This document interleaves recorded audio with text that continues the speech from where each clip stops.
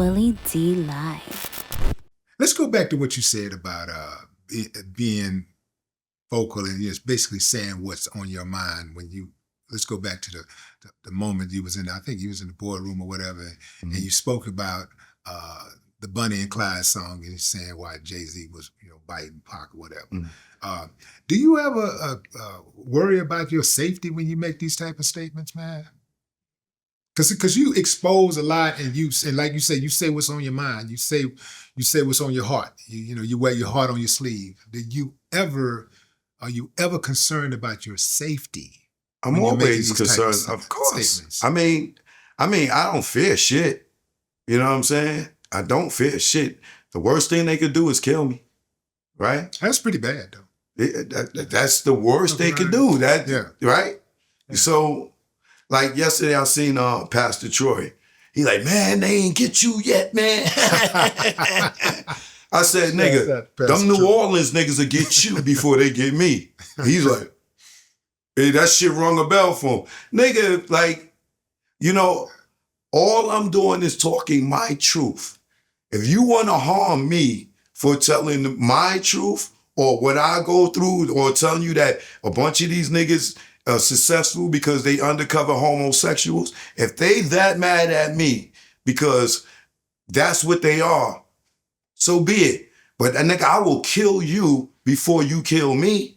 I will jump on the stage and spray a motherfucking nigga and walk right over to the fucking police and be like, take me. I've been to jail before. I ain't scared of it.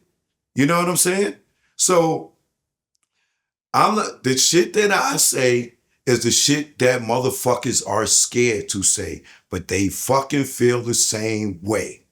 You know what I'm saying? As many people that fit, like, be like, damn, that nigga choked, man. He better be careful out there. Man, they gonna get that nigga, this, that, and the other. Those are fucking bitch-ass, pussy-ass niggas that ain't got the motherfucking heart to say what I said, right? But they know what I'm saying is true, right? You know how traumatized I am from this fucking industry because niggas couldn't fuck me, that I can't get to the bag because I ain't succumbed to homosexuality? That shit hurt me, bro. Niggas that I came up in the motherfucking industry with, niggas know how talented I am. And they don't fuck with me because they scared that if I'm in the room with them niggas, if I see them niggas sucking the dick, I might tell. So why would you want to do something to me? Because all I'm doing is trying to save the motherfuckers that's coming behind me. I'm the nigga to tell nigga, yo, you go do a deal, nigga, they gonna take your publishing. You mad at me for telling the motherfucker, y'all gonna rob a nigga for his publishing? How many years have we been in the game and niggas still getting robbed for their publishing? Right? Niggas still get robbed for their publishing. That is the first line of business that you know that you should be protecting. Right? So if I say it, niggas get mad at me for that shit? How do record labels, after so many decades, I mean, we can go all the way back to Mom's Mabel, and you can go Sam Cooke. Yeah, Little Richie. I mean, how is it that record labels continue to get away with, literally raping rappers and singers, and after all of these years, how do they continue to get away with it? Like I told you, once our generation got hip to the game, like I said, whether it was Ice Cube, whether it was Naughty by Nature, Treach and them going there dumping a whole bunch of box of rats and snakes in their office and shit, this is what y'all are. Or Ultramagnetic, Kool Keith lining a bunch of eggs up from the office up to the elevator. Y'all niggas is walking on eggshells. Like, I hadn't heard that story. Right. You know what I'm saying? Like, these tactics of trying to get their money, you know what I'm saying, is we gonna get rid of the intelligent ones or the ones that learned about the business, and we gonna usher in a new generation that don't know the game. This is how they get away with it.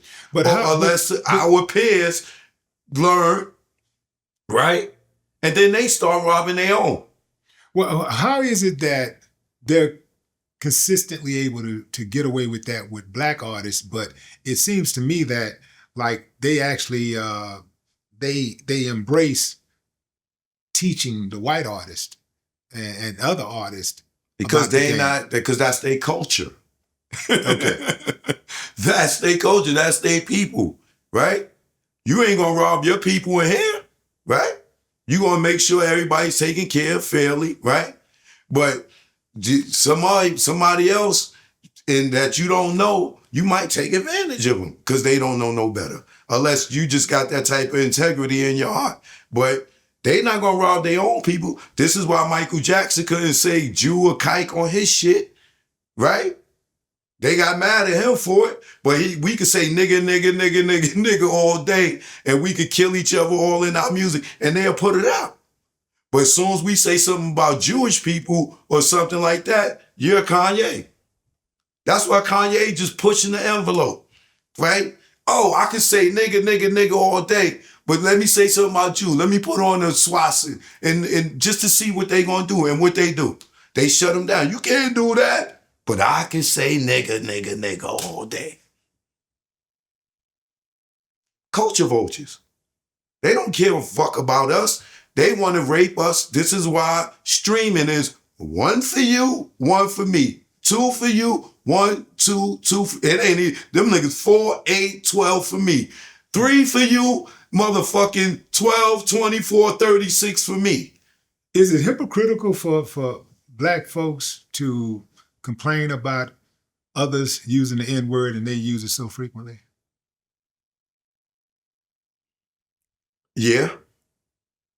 Somewhat. You know what I'm saying? When we grew up, our parents ain't like us saying the word nigga, right? We would get in trouble for it, right? We couldn't say that around our mothers and grandmothers because it meant something different to them. You know what I'm saying? For us, it means something different to us growing up. You know what I'm saying? Because after NWA, you know what I'm saying? NWA dropped, and before they dropped, people wasn't really even cursing in their music. After NWA, you know, it kind of became cool to say nigga, or people, the sheep followed it, and then the cursing. Then I turned around, MC Light cursing on the music. I'm like, what? The MC Light cursing now?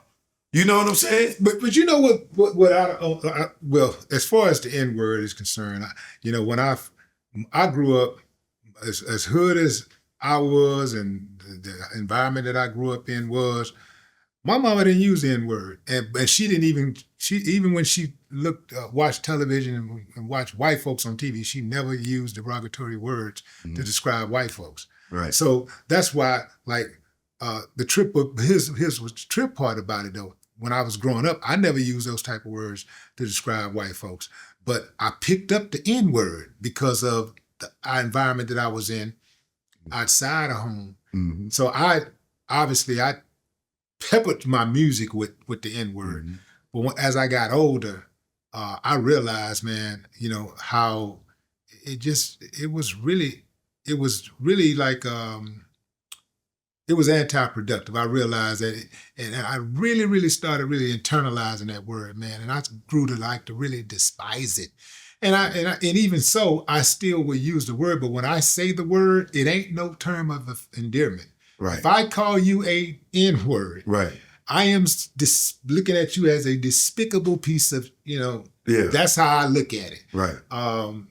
But when we start taking on these terms, you know, how much of that are we actually responsible for, though? We're responsible for all of it. Yeah. We're definitely responsible for all of it. But as you can see, the labels, they didn't stop us from saying it. If they would have said, yo, you can't say the word nigga in your music, we would have found ways of making music without saying it. Right. They wanted us. They ushered, they fueled it. Yeah. You know what I'm saying? Niggas for life. Niggas with attitudes. You know what I'm saying? Like, they fueled it. They could have told us, no, you can't say that. Just like you can't say nothing derogatory about Jewish people, right? They could have said that, yo, you can't talk about your people like that. You cannot use the word like that. If Martin Luther King was Jimmy Iovine, you think we would be saying that? No. If Malcolm X was Jimmy Iovine or Leo Cohen, do you think we would be rapping like that? No. Do you think these dudes would have been wearing dresses? No. Yeah. Look at that. You know what I'm saying? Look at that. That is a whole thing in itself, right?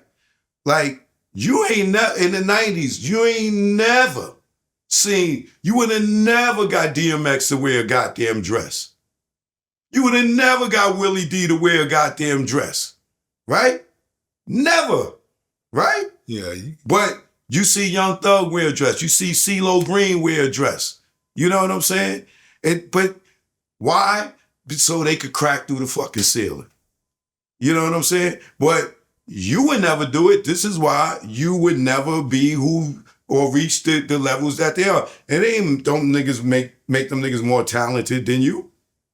They're not more talented than you, but they did certain things that you would never do. And when you got integrity in this game, like you and myself, you're not going to reach those plateaus. No matter what you do, unless you are Kevin Hart or you're Tyler Perry or dudes that's going to put on a dress, Eddie Murphy, you know what I'm saying, and play these things that then feminize us as black men to what they coin as, oh, it's funny, or it's comedy, or this, that, and the other. No, it's not. There ain't nothing funny about it. But when they bring the dress to you and tell you to put it on, ask how many people whose careers stopped right there as soon as they said no. How much of what you say affects your family?